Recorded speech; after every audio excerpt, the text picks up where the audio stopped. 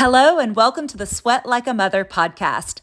I'm your host, Brooke Benton, and I've created this podcast to give mothers 20-minute, no-fuss, audio-only workouts that we will do together. This is not an edited or polished podcast where I'm sitting behind a desk speaking into a microphone.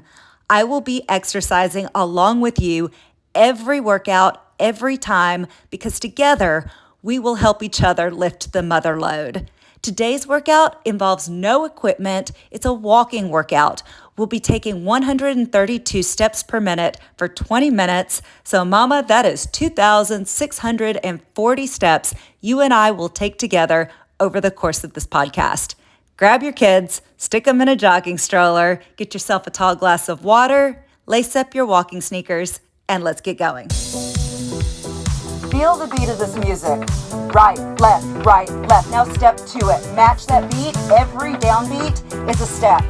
And that should have you stepping at 132 steps per minute. Your pace is 4.2 miles per hour. Mamas, we are booking it. And if you're pushing a jogging stroller right now, God bless your heart. That adds extra intensity for your glutes and hamstrings. So don't think of yourself as a martyr. Oh, woe is me. I got to bring my kids along even for my workout. Whoa, whoa, whoa. Thank those children. They're extra resistance equipment, making it harder on your butt and your hamstrings. I'm pushing my daughter Juliana right now, and she is all of 45 pounds, but she feels like Fat Albert. Hey, hey, hey! In that jogging stroller as I'm walking along. I have to be very careful as I'm walking with a jogging stroller not to turn my shoulders inward or hunch my back. Let's talk about that. Let's talk about form. Your biomechanics here should be shoulders back, head pulling up high towards the sky, abdominals engaged, you're long through that torso, and you strike the ground, rolling from your heel onto your toe, and then you kick off through your big toe to take another step. So you should find each step pushes from that big toe, then to the front to take another step.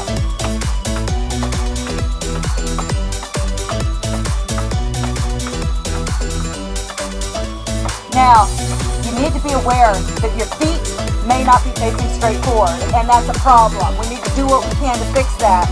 Because our pelvis is made for having babies, the way your hips are, the way your femur fits into your acetabellum, which is the socket at the hip that fits your thigh bone in there, it's turned out. And because of that turnout, a lot of women have knees that turn inward, and your feet do all kinds of wayward, wonky things. We need to check ourselves before we wreck ourselves. You may be like, well, Brooke, it is what it is. This is how I've always walked. It's the way I'm made. You know, that's my least favorite expression. In all expressions, it's my least favorite. It is what it is. No, ma'am. No, ma'am. It is what you make of it. And today, we're going to fix that wonky posture. We're going to start turning the knees forward and turning the feet forward so that every single step, you're stepping like you're on railroad tracks. It's not going to come easy. If you've been walking wrong for however many years old you are, it's going to take effort to fix it. But the coolest things in your life took effort. Nothing cool ever happened in your comfort zone. This workout included. This workout is challenging to step, boom, boom, boom, boom. This cadence for 20 minutes, it's hard, but there's sweetness in the struggle. It is a walking workout, but it's a power walking workout. So I know so many people that walk daily, and they're like, I don't feel like I'm getting very fit, and I walk every day. Boo, you're walking at a ho-hum, mundane pace that ain't gonna get anybody fit. It's gotta be challenging enough to change you. So you gotta light a match to those britches and get going. Being outdoors, period, is wellness. Just spending time out in the sunshine, amazing for that body. And then walking in it at any pace, really great for your emotional wellness. If you're walking with a friend, social wellness. But it ain't gonna move the needle on your physical fitness unless you giddy up. We're giddying up today. Right, left, right, left. It's a difficult pace to maintain, but it's doable. You have what it takes to continue at this cadence, and we're working on cardiovascular endurance. That's a mode of exercise that pumps your heart and works your lungs and keeps your heart rate steady for an extended period of time. We'll be doing all types of modes of exercise in this podcast. We'll do intervals, We'll do some mobility and flexibility. We'll do some power workouts. You need all of that in order to have a balanced fitness routine. But today, it's all about cardiovascular endurance, keeping your heart happy, working your booty and your legs as we're doing it. Right, left, right, left. You know your number one fuel for aerobic activity? Carbohydrates. That's right, you're like, ew, Brooke. No, not ew. Carbohydrates are the number one source of energy for aerobic exercise. That means they're the only macronutrient that goes through the full metabolic cycle of the Krebs cycle. Protein doesn't do it. Fat doesn't do it. Carbohydrates do. You're fueled with oxygen and you need carbs to keep that energy going. I'm not saying you need a warm butter croissant from Costco. My favorite food in the universe is a warm butter croissant from Costco. I'm just a sucker for it. They're so delicious. But that is not the carbohydrates I'm telling you are good for you or that you need for exercise. You need carbohydrates that are going to stick with you and not spike your blood sugar too high. You know what I'm talking about? Some fiber. Fiber is a carbohydrate, but it's a type of carbohydrate that works like a vacuum cleaner through your system. And then, mamas, we can talk about poop, right? You poop it out. It doesn't stick with you. It cannot stick with you because it's not a type of carbohydrate that your body can store. It has to use it. So you'll be using it on this walk, and what you don't use, you're gonna poop. You need water. If you're consuming 25 to 35 grams of fiber per day, which is recommended, you're gonna need to push through plenty of water to flush it also. But fiber is something you don't hear enough about. You don't need a cleanse or a detox, any of these fancy schmancy words that really mean you're paying somebody something for food that you could get from the grocery store that your body likes better anyway. You don't need any cleanse or detox. You need fiber. Some good examples are farro, quinoa. Quinoa is actually not a grain. It's a seed, but people think it's a grain. Quinoa is really high in protein and in fiber. We're going to get to protein later. I got beef with protein. No pun intended. Other good fiber examples are steel-cut oats. If you like some oatmeal, change to steel-cut oats. It's higher in fiber than your rolled oats and way higher than your quick oats. And then non-starchy vegetables are high in fiber as well. All this needs to be in your life, not Metamucil or fiber supplements. Real food. Eat yourself some real food high in fiber that is carbohydrate. Let's stop vilifying carbs. You need them for this type of exercise. But I do think fiber has like the worst PR rep on the planet. Nobody ever hears that if you'll just consume plenty of fiber, that is an excellent weight loss strategy. They don't hear it because it doesn't make anybody any money. You hear lots about protein. Protein has the best PR rep on the planet. Everybody thinks they need more protein. Mama, I would eat my hat if you weren't getting enough protein without even thinking about it. I bet you are. I bet without even thinking about it, you're consuming plenty of protein every day. Most of us aren't doing CrossFit competitions or hoisting extremely heavy weights or working out in the farm all day. Most of us are getting plenty of protein, just eating a normal diet, but you're not getting enough fiber. Check yourself on the fiber. As we're walking, you have to keep reminding yourself we're on this beat. Right, left, right, left. If you don't focus on that without even realizing it, you're going to fall off the cadence and start walking at a comfy pace. There should be nothing comfortable about this besides our conversation. Our conversation is super comfy, but the workout's tough. It's supposed to be tough because that's how changes happen. And you don't have all the time in the day to do this workout. I know you're juggling a bunch of plates on different fingers. You got your job, you got dishes, you got dirty dishes, you got clean dishes that are about to get dirty because you got to make the mother load of food. You got laundry up to here. In fact, somebody needs to know you got the dirty laundry that needs to go to the washing machine right at this very minute. So go do that after this workout. You got a husband that wants you to be just a rabbit. You got work that wants you to do your professional job too. And you're trying to find a way to do it all, to do all this with all burners on high. You're full out sexy lady for husband, you're full out mama for the kids, full out boss babe for your work, And you're like, what about me? Where's that burner for me? We're dialing that burner up right now and dialing down all those other burners for these 20 minutes. You cannot have all of your burners going at full blaze at all times. You will burn out. You will light on fire, Mom. You gotta adjust those burners. Right now, it is all for you. That is why these 20-minute workouts are important to add into your life. Not to give you something extra on your already full plate, but to give something for you to make all those other plates go away for a little bit. Just for a little bit. If you are pushing a jogging stroller, you're taking care of your kids even right now, even as you're doing your own workouts. Don't leave your kids at home by themselves. Take them with you and know that they're intensifying your workout. They're making your booty and your hammies work harder. I know it ain't easy. And I know that sometimes they will arm wrestle you on the stroller. They're like, I don't want to get in the stroller. You've been there, right? We've all been there. We've all had teenagers. Right around 3 years old is when kids decide, I have choices. I can say no. And they use and abuse that power. And some of you moms cave. You cave. You're like, okay, no more stroller time. No sir, no ma'am. My 10-year-old and my 6-year-old still rode in the double bob jogging stroller until 2 months ago. I get it. 10 years old is a little weird. His head was popping so high through that canopy. It was probably not good for the stroller, and it was all wayward with his 75 pounds outweighing her 45 pounds. And I'm just huffing and puffing with my jaw dropped as I'm trying to push Noah's Ark all the way through these hills in my neighborhood. So I've now gone down to just a single bob with my 6-year-old Juliana. But my friend Kendra told me years ago, she's like, hey, he's too old. You'll be in that stroller. And I'm like, girl, opinion.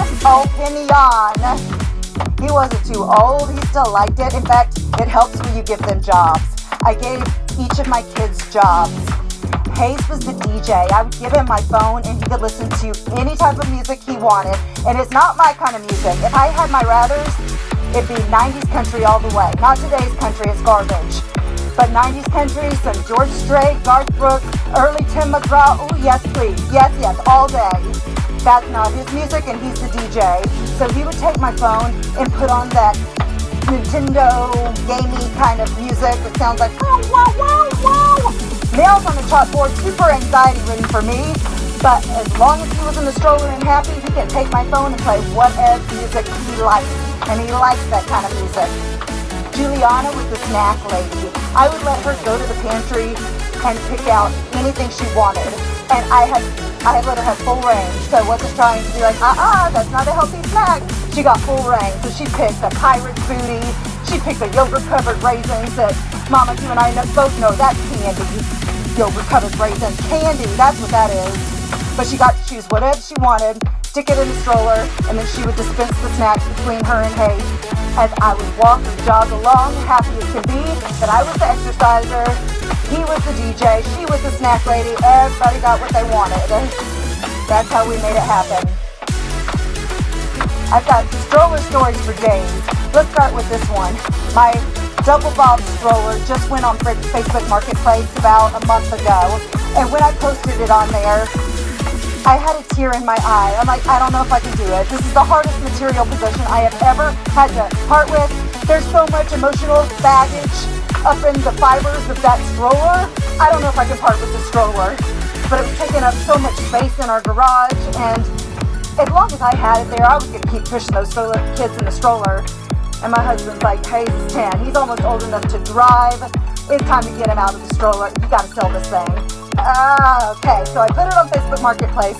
When the lady comes to pick it up, we almost had a tug of war over the stroller. It was so hard to part with it, but I hope she's using it now.